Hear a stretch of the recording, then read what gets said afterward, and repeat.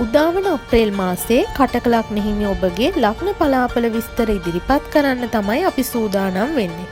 ලග්නාධිපති සඳු අටවැන්නේදී ශනි සමග යෝග වන මුල් දින කිහිපය ඔබට ඉතාමත් කරදරකාරී තත්ත්වයන් ගෙන දීමට සමත් වේ. මානසික වශයෙන් වඩාත් පීඩාවට ලක්විය හැකි බැවින් ප්‍රවේශම් වීම ඉතාමත් වැදගත්ය. බාහිරව නොදැනෙන තරම් වුවත් දුර ගමන් බිමන් ගැන විශේෂ වේ. මුදල් ගනුදෙනු ඔබව පීඩාවට ලක් කළ හැක. ගනුදෙනු බහුලද විය හැක. රැකියාවේ කඩිසර බවම ඔබට වියදම් අධික විය හැක. තාක්ෂණ කාර්මික අංශවල අයට වඩාත් විශේෂ වේ.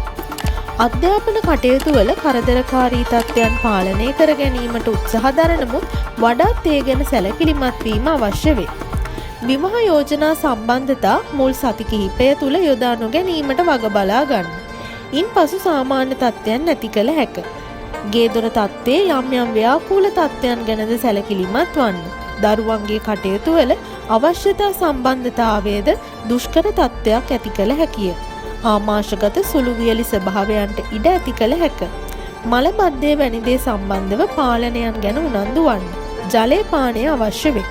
ජය අංකය වන්නේ 3. රන්වන් වර්ණය සුබ වර්ණය වන අතර බ්‍රහස්පතින්දා සුබ දිනය වේ. මෙවැනි වීඩියෝ ඉදිරියටත් නැරඹීමට අපගේ දිය සෙවන YouTube නාලිකාව සබ්ස්ක්‍රයිබ් කර බෙල් අයිකන් එක ක්ලික් කරන්න.